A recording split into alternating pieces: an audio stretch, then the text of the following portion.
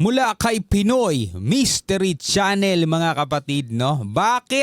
Bakit masama ang ugali ng mga incheck? Oy, hindi ako may sabi niyan mga tol ha. Binasa ko lang itong title natin ngayon, no? Nakalagay po ang link sa ibaba ng videong panonoorin natin mga tol. Ito ay mula kay Pinoy Mystery Channel. Ang sabi rito mga kapatid, no? Nung unang panahon mga tol, ang China o mga incheck mga tol, ang isa sa may pinakamagandang ugali. No, pero ngayon mga tol, anong nangyari? Bakit daw masama ang ugali ng mga incheck? Well, hindi naman tayo nag-aangat na sariling bangko mga tol. Alam naman natin na ang mga Pilipino ay meron din tayong kasamaan ng ugali. Actually, meron nga tayong tinatawag na toxic Filipino culture o mentality, mga ganun mga bagay. Pero hindi natin pag-uusapan ngayon yung tungkol sa kasamaang ugali ng mga Pilipino. Ang pag-uusapan natin mga tol, bakit daw masama ang ugali ng mga incheck? Well, alamin natin to.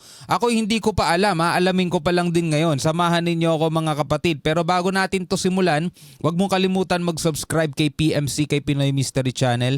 Nakalagay po ang link sa ibaba. At kung bago ka pa lamang dito at trip mo yung mga ganitong klaseng reaction video, huwag mong kalimutan mag-subscribe. Click mo na rin ang notification bell para ma-notify ka whenever na may mga bago tayong reaction video tulad nito. Alright, so wag na natin patagalin pa. Panoorin na natin to mga tol.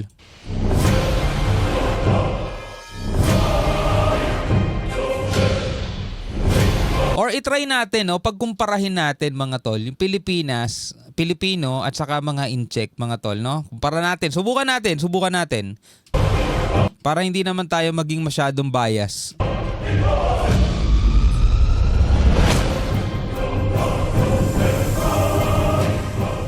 Masamang ugali ng mga incheck. Hindi man lahat pero kilala saan mang bansa ka makarating. Hindi man lahat pero sa kahit bansa ka makarating ay kilala bilang may kasamaan ng ugali. Sabing ganon mga tol. Sinasabing mga walang modo, walang pakialam sa mundo, at asal gawa kahit saan pa sila dumako. Sa Pilipinas, marami ang sinusuka ang pag-uugali ng mga Chinese.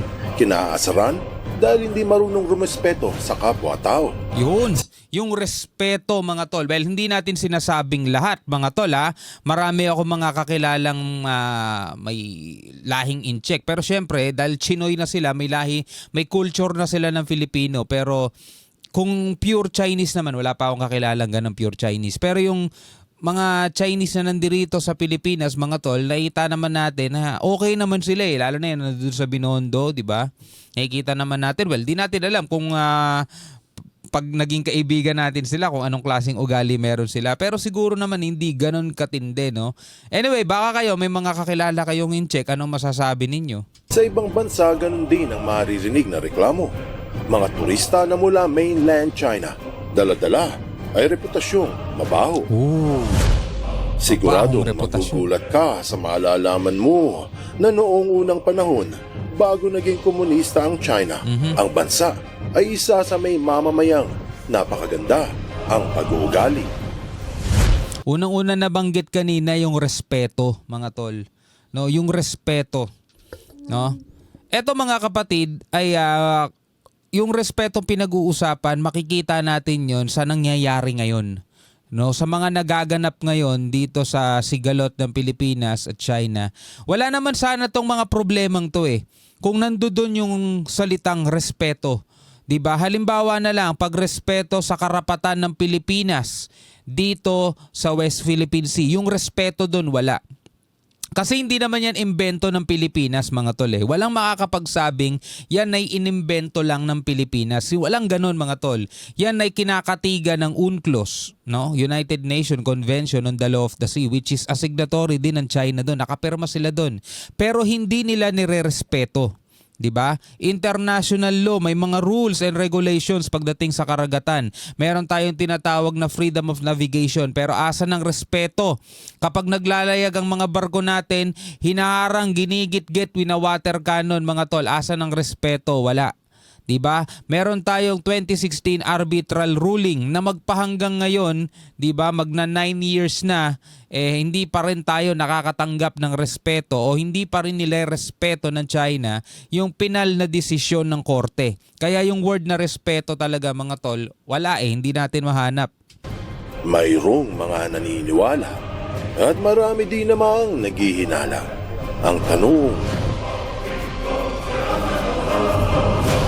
totoo ba?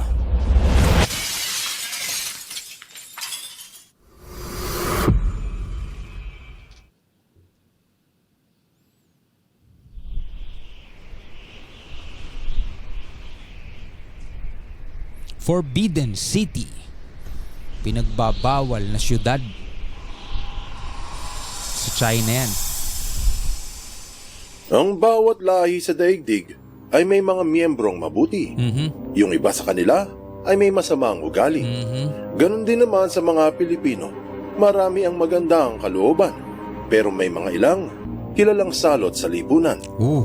Siyempre, hindi naman lahat ng mga inchik ay masama. Tama. Kadalasan lang ay mga mula sa mainland China, kung saan nakatira ang maraming miyembro ng komunista. Noon pa, nirereklamo na ang kakaibang ugali ng mga inchik sa West Philippine Sea.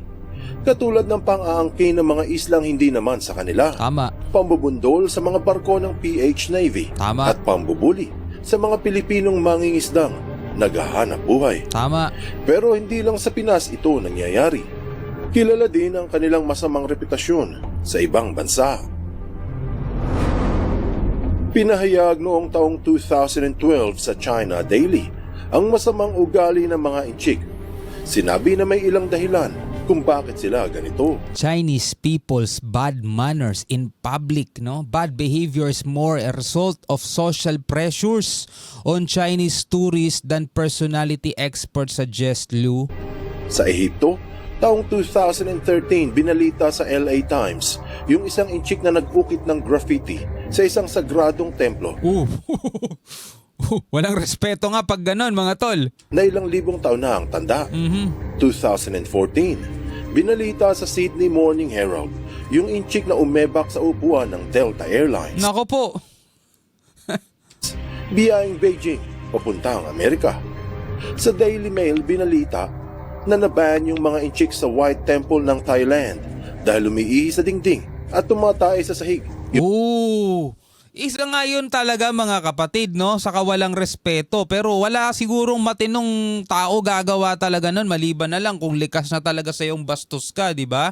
Kasi mga tol, kahit na hindi yan ang religion mo, di ba? At hindi yan yung sinasampalatayanan mo, pero yung pakikipagkapwa-tao at pagrespeto sa paniniwala ng iba, di ba? Eh dapat nandoon pa rin. Di ba? May tamang venue para sa tuligsaan ng paniniwala 'di ba, sa mga debate. Doon talaga dapat nagbabangayan, pero hindi ibig sabihin na halimbawa ayaw mo sa iglesia, iihian mo dingding ng mga kapilya ng iglesia, pwede kang arestuhin nun.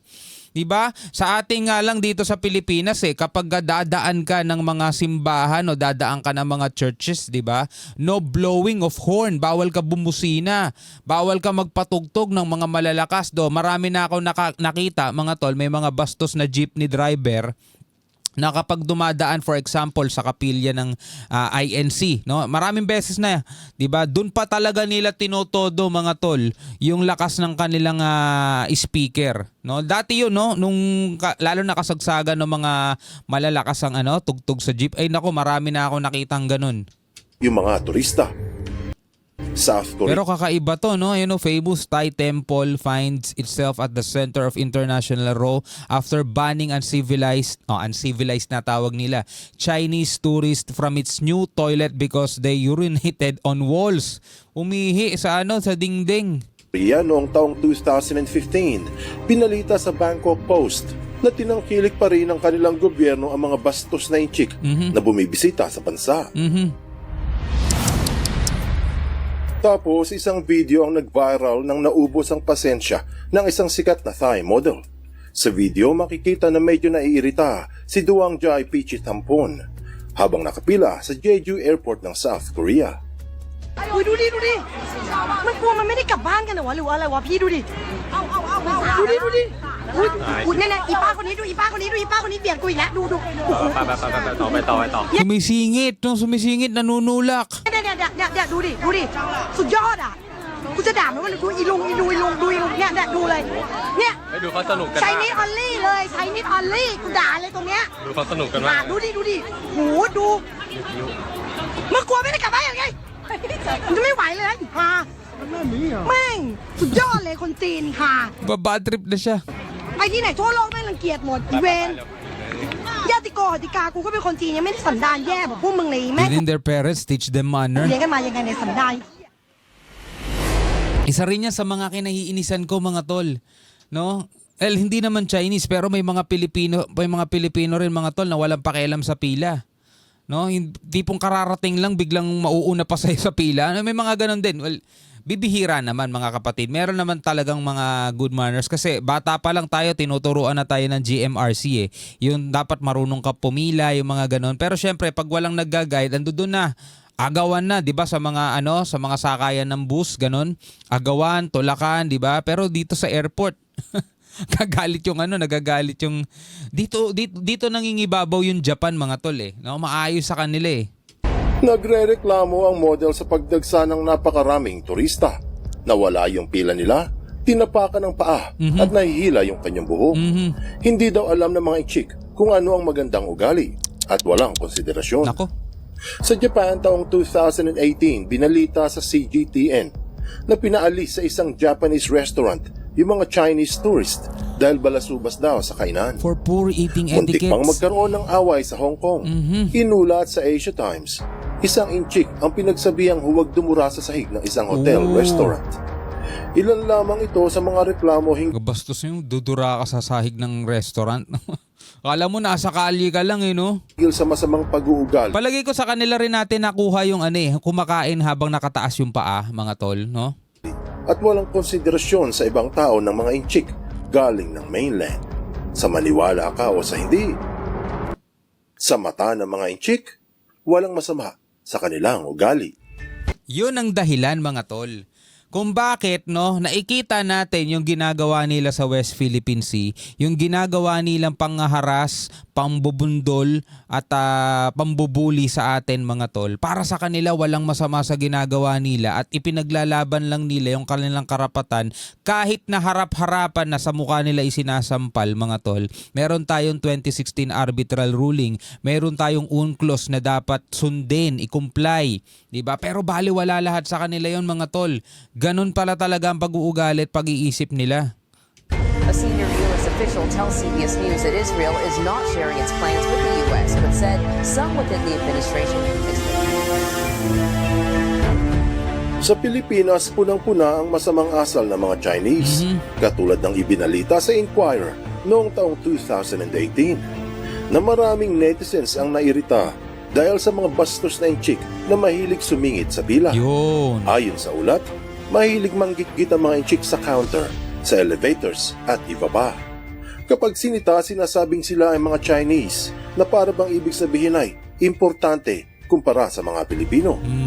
Sa South China Morning Post noong 2019, noong binuksan muli ang Boracay, napagmasdang hindi sumusunod sa patakaran ng mga bumibisitang inchik. O ito, South China Morning Post. Ano nila to? Sa kanila mismo to, sa China to. Destinations known. Chinese tourists breaking rules all over the place in Boracay. Sabing ganun. After 6 months closure, di ba pinasar na dati ito ni Duterte. Boracay reopened in October with new rules that prohibited smoking, drinking, bawal na manigarilyo, mag-inom, dining and littering on the beachfront. But the do's and don'ts seems to have escaped notice, especially among tourists from China and South Korea, mga tol. Hindi daw ata nila napansin yung mga do's and don'ts na yun, no? Itong do's and don'ts na to. So, ay nako. Boracay, napagmasdang hindi sumusunod sa patakaran ng mga bumibisitang inchik. Tapos pinahayag pa ng PhilStar noong taong 2020 na mga inchik ang nangunguna sa listahan ng pinakabastos na turista sa Pilipinas. Nangunguna sila sa listahan. Chinese top list of rude tourist barred from Philippines. Inchik ang nangunguna sa listahan ng pinakabastos na turista sa Pilipinas. Kaya marami ang nagtatanong, bakit ganito ang kanilang ugali? Kahit sa ang lupalop madako ang mga inchik mula sa mainland, tila may reputasyon ng mga ito na dala-dala nila. Reputasyong nakakayamot. Bakit kaya ganito ang mga inchik? Upang maunawaan ang kanilang kakaibang ugali, kailangan bumalik sa sinaunang kultura ng China. Okay. Sinabi sa National Geographic na ang kultura sa sinaunang China ay base sa paniniwala ng Confucianism, Taoism, at And Buddhism. Base sa world history, ang Confucianism ay inimbento ni Master Kong noong mga 500 BCE, isang Chinese philosopher ng 100 School of Thoughts. Ang turo ni Confucius ay may 5 virtues o 5 katangiang basihan ng mabuting ugali. Una sa mga virtues ng Confucianism ay ang free will o kalayaan ng pagkatao. Okay. Sunod ay wisdom o karunungan. Tapos, community o pakikisalamuha sa iba. Pangapatay, morality o pagiging malinis ang puri. Yun. At ang pinakaimportante sa lahat ay ang humanity o pagiging makatao. Sa turo ni Confucius, mapapansin na puro ito kabutihan ng pag-uugali ng tao. Isa pa sa mga pinaniniwalaan noon sa China ay ang Taoism o Taoism, sinaunang relihiyon sa China na nangangahulugang ang daan. Tumutukoy ito sa tamang pag-iisip ng bawat nilalang at may kinalaman sa mabuting pamumuhay ng isa na gumagalang sa kalikasan. Pinagbabawal sa Taoism ang pagnanakaw at ang pagpatay sa anumang nilalang, sa tao, sa hayop, o sa halaman. Maganda, no? Isa pa ang pilosopiyang itinuro sa sinaunang China ay base sa relihiyon ng Buddhism. Ayon sa Asia Society, ang Buddhism o turo ng Buddha o ang naliwanagan ng kaalaman ay mga paniniwala sa kultura ng mga sinaunang Inchik na bumabase sa prinsipyo ng compassion at non-attachment. Kapag sinabing compassion, ito ay pagiging mahabagin o maawain. At ang non-attachment ay tumutukoy sa hindi pagpapahalaga sa mga bagay na walang kabuluhan, katulad ng galit, material na bagay o masamang ugali. Walang duda na yung mga sinaunang Inchik sa China ay magaganda ang asal. Oh, magaganda. Kaya pala, no, yung mga sinaunang Inchik, mga tol, na pumunta rito sa Pilipinas, bago pa man dumating ang mga Kastila, talagang, alam mo yun, nakasalamuha ng mga mamamayan dito sa Pilipinas. Hindi pa Pilipinas to, syempre, wala pa si Magellan, no? Pero naging maayos, mga tol. Kasi talagang bit-bit nila yung mga ganong klaseng aral. Mga rumerespeto sa kapwa at mabuti ang gawa. Kaya the question stands, kung mabuti sila noon, bakit sila ganito ngayon? Dito pumapasok ang komunismo. Yon, yung komunismo ang nagpabago. Kaila sa marami na ang prinsipyo ng komunismo ay base sa paniniwala ni Karl Marx. Nawala na yung Confucianism, Taoism at saka Buddhism, no? Eto na. Marami na ang prinsipyo ng komunismo ay base sa paniniwala ni Karl Marx, isang Hudyo na nakatira sa Germany noong mga taong 1800s. Dahil sa maraming Hudyo ang naghirap sa bansa noon, gumawa ito ng mga prinsipyo makakatulong sa mga manggagawa, kung saan hindi lang yung may mga pera ang nagmamay-ari ng lahat, pati rin ang taong bayan.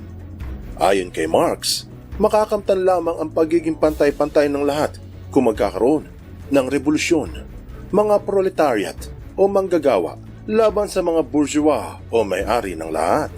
Kaya sinabing communism mula sa salitang community o pangtaong bayan. Nang lumaganap ito sa China mula sa Russia, na isang tabi ang kabutihang asal. Ang problema kasi, mga tol, sa tao, no, kapag nagkakaroon ng sinasabing kalayaan, doon talaga nakikita na yun kawalan ng kagandahang ugali kasi masyado ka nang malaya eh. 'Di ba? Yun ang nagiging problema. Isa rin yan, mga tol, sa problema natin dito sa Pilipinas. Kapag todo tayo sa demokrasya, naaabuso rin minsan.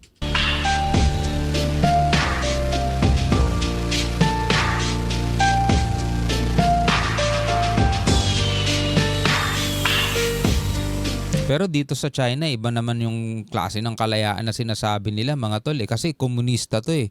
Isa lang nga nasusunod dito eh.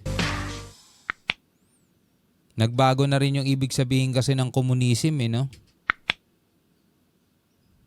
Bakit masama ang ugali ng maraming Inchik?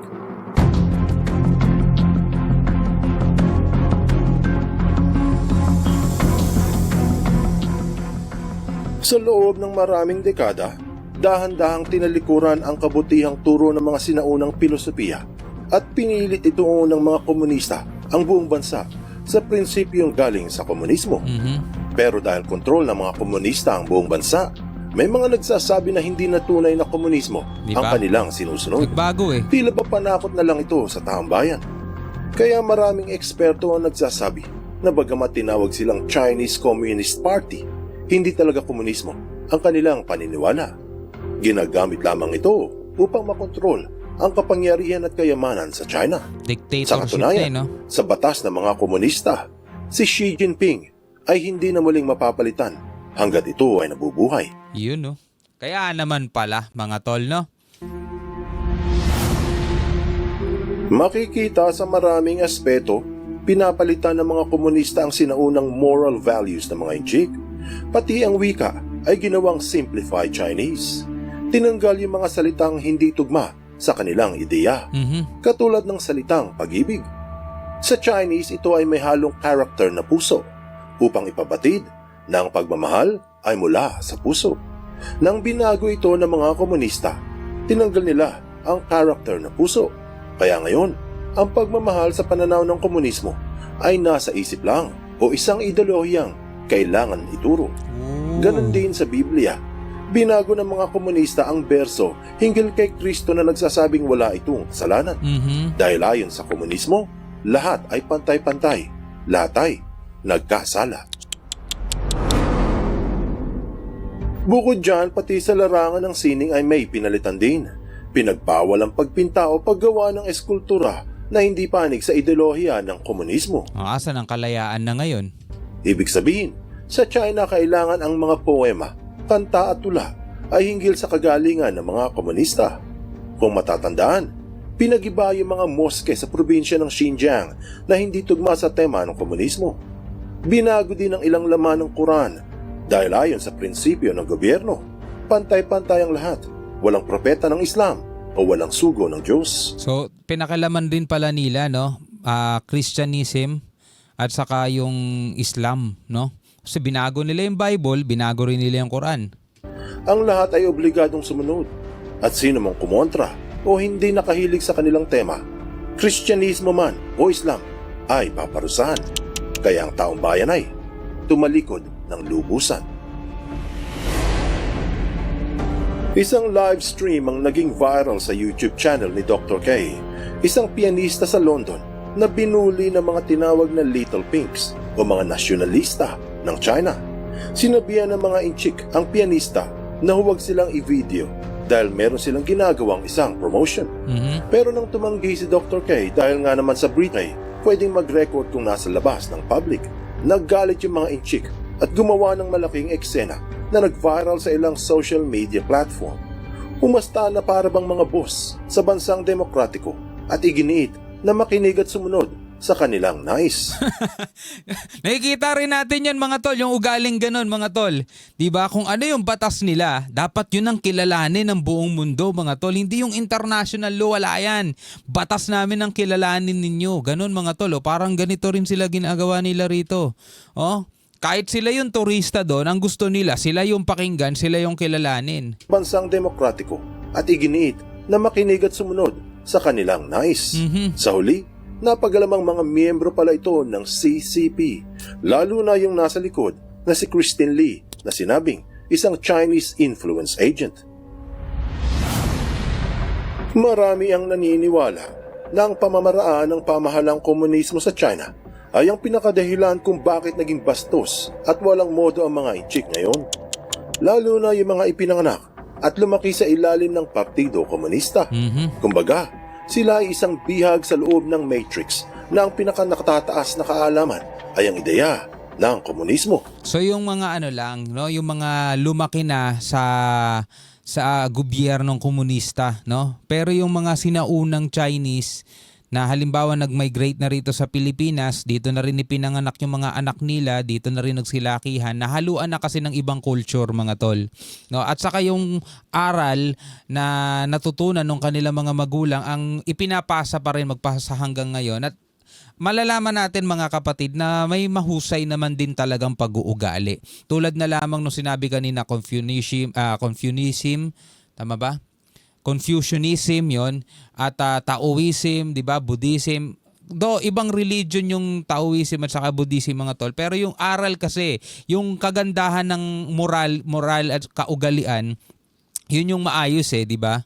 Hindi ang kabutihang asal ni Confucius, hindi rin ang mabuting pamumuhay ng Taoismo, at lalong hindi ang turo sa Buddhism, Diba? na Iba na pagiging mahabagin o maawain. Na nasira ng ng komunista o communism. Actually pati yung mismo yung communism binago na rin mga tol, hindi na yung original Mga kabutihang asal at magandang ugali patungo sa lahat ng nilalang. Mga kagalang-galang na gawaing kinalulugdan sa lahat ng lipunan. Mga katangiang likas sa bansang Pilipinas. Anong aral ang mapupulot dito? Ang mabubuting kaugalian ng mga inchik noon ay napalitan ng prinsipyong itinuturo ng kanilang gobyerno. Ideolohiyang base sa pag-aalsa, revolusyon at gulo. Kumbaga, na kondisyon ng isipan ng taong bayan na gawing ehemplo ang mga komunista pagdating sa pagiging tao. Katulad ng pangaagaw ng teritoryong hindi sa kanila. Tama. Pambubuli sa maliit na bansa. Tama. Walang pakialam, walang modo, at walang respeto sa iba. Mga gawaing natutunan ng taong bayan sa kanilang pamahalaan. Hindi ba't sabi nga, kung ano ang puno, Siya rin ang bunga, no? Ganun talaga mga tol 'di ba? Kaya tignan nyo, yung nagkaroon tayo ng leader na palamura. Diba? Parang normal na lang mga kapatid, no? Normal na lang sa atin. Lalo-lalo na, halimbawa, isa kang relihiyoso, tapos yung leader mo palamura din, at yun ang naririnig mo lagi, tuwing nagtuturo ng Bible, magiging normal na lang din sa'yo yun, di ba? Lahat kasi mga kapatid, kapag katumingin ka, halimbawa, isa kang bata, kung ano yung nakikita ng magulang mo na ginagawa niya rin, sa paningin ng bata, yun ang tama.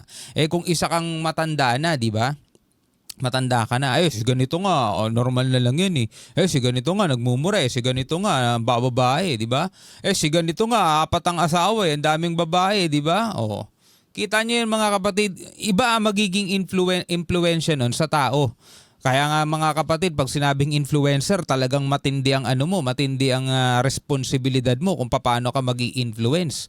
Ngayon mga kapatid, halimbawa na lang dito sa Pilipinas Dati ang sugal, nakaka-access lang yan mga tol, mga mga piling tao lang o yung mga matatanda lang talaga. 'Di ba? Mga matatanda lang talaga. Ganon nga sa bar, kapag minor de edad ka, hindi ka pa pwedeng pumasok Pero ngayon mga tol, yung sugal, kaya nang i-access yan ng kahit na sino, mapabata man o matanda, mayaman o mahirap, may pera o wala. 'Di ba? Bakit? Kasi bukod sa mga influencer, mga tol, ang nagpo-promote niyan, mga artista na rin nagpo-promote. 'Di ba? Ganun ito inaano lang natin, ay inahambing lang natin kung ano yung pwedeng maimpluwensya sa komunidad. Nagiging normal na lang sa atin ngayon, sugalero ka. Normal na lang ngayon yan. Kumbaga parang hanap buhay na yan sa iba. Ang tawag na nga nila dun sa kinikita nila sa sugal, sahod Biruin mo sahod na. Yung tawag nila sa mga napapanalunan nila sa sugal. Anyway mga kapatid, bilang isang Pilipino, ano masasabi mo dyan? Comment ka na lamang sa ibaba. Hanggang sa muli, ako nga pala si Shobal D. Peace out.